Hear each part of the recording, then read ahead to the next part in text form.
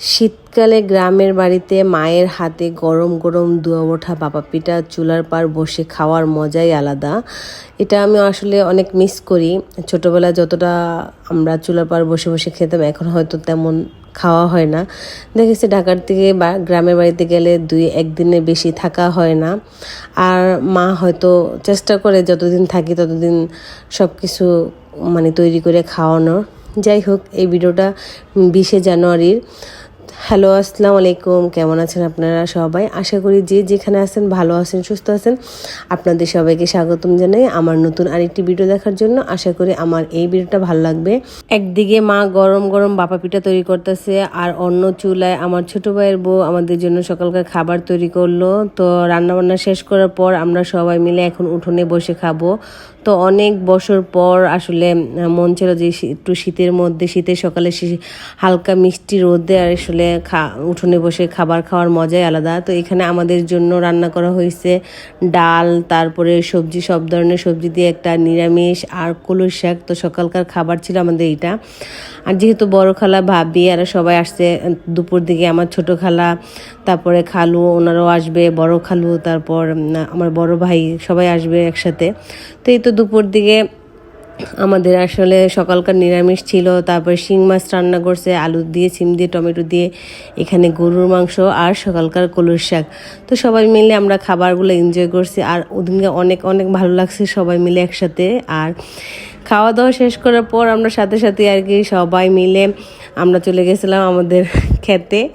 আর ছোটো খালু, বড় খালা, তারপর ছোটো খালা সবাই মিলে আসলে আমরা ছিম এগুলা পারতাছিলাম। খালায় নিয়ে যাব, দোনো খালায় নিয়ে যাবে। আর এই যে আমাদের গাছের লাউয়ের করা মাশাআল্লাহ অনেক আসছে। আর এটা ছিল 21শে জানুয়ারির। তো সকালবেলা আমার বড় মেয়ে আর আমার ছোট বোন, ওরা দুজন আসলে নদীর পাড় চলে গেছে। আর ওদিনকে এত এত কুয়াশা ছিল, বলার বাহিরে কিচ্ছু দেখা যেতেছিল না।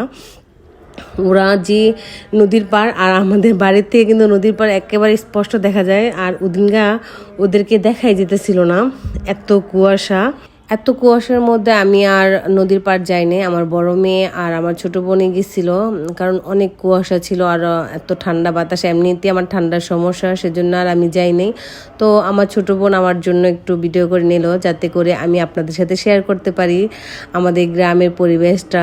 আমাদের গ্রামের পরিবেশ আমার অনেক পছন্দ, আমার পুরোটা মন জুড়িয়ে থাকে আমাদের এই ছোট্ট একটা গ্রাম। ছোটোর থেকে বড় হয়েছে এই গ্রামে, অনেক খেলাধুলা, আমার একদম, আমি গ্রাম ছাড়া মনে হয় না শহরে কখনো আসবো, এরকম চিন্তা ভাবনাও করছি। আজকে 17 বছর ধরে আমি শহরে, গ্রামে শুধু কয়েকদিনের জন্য যাই। তো আমার অনেক খারাপ লাগে, কিন্তু একদিকে মনে হয় যে গ্রামে থাকার থেকে শহরে থাকাটা অনেক ভালো। হয়তো অনেকে বলতে পারেন যে গ্রামে বড় হয়েছেন, গ্রামের মেয়ে, অথচ এই কথা বলেন যে গ্রামের থেকে শহর অনেক ভালো। হ্যাঁ, গ্রাম ভালো, আমার কাছে গ্রামের মানুষ অনেক ভালো, গ্রামের পরিবেশ অনেক ভালো, সময় কাটাতে অনেক ভালো লাগে। কিন্তু হয়েছে কি, গ্রামের মানুষগুলো না একটু কেমন জানি, এক তো সবার সাথে মিশুক ঠিক আছে, আবার দেখা গেছে যে ছোট্ট একটা বিষয় নিয়ে অনেক কিছু বড় কিছু হয়ে যায়, কিন্তু শহরের মধ্যে এটা নাই। তো যাই হোক, এটা 21শে জানুয়ারির রাত্রের দিকে।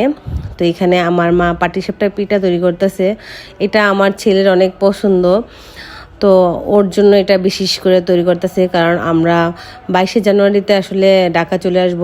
আমাদের আসলে আসার কথা ছিল 21শে জানুয়ারিতেই ঢাকা, কিন্তু মা আর আসতে দেয় নাই। তো এদিকে মা আমাদের জন্য পিঠা তৈরি করতেছে আর আমার আব্বুর সাথে কথা বলতেছে। আর এদিকে দেখেন আমাদের ছোট্ট সোসা বিলাইটা আছে না, ও ক্রিম খাইতেছে। যে ক্ষীরটা তৈরি করছে পাটিসাপটা পিঠার মধ্যে দেওয়ার জন্য, ওটাও খাইতেছে। এত দুষ্ট আমার ছেলেটা, ও পিঠা একটাও খায়নি, ও ক্রিম কিন্তু অনেকক্ষণ লাগায় খাইতে আছে। তো এখনও খাইতে আছে, ওর নানুরে বলতেছে যে ও পিঠা খাবে না, ও ক্রিমই খাবে। ওরে কেন জিজ্ঞাসা করা হয় নাই যে ও ক্রিমই খাবে। কি যে বলবো, আমার ছেলের ক্রিম এতটা পছন্দ। তো যাই হোক, ও অনেকটুক ক্রিম খাইছে।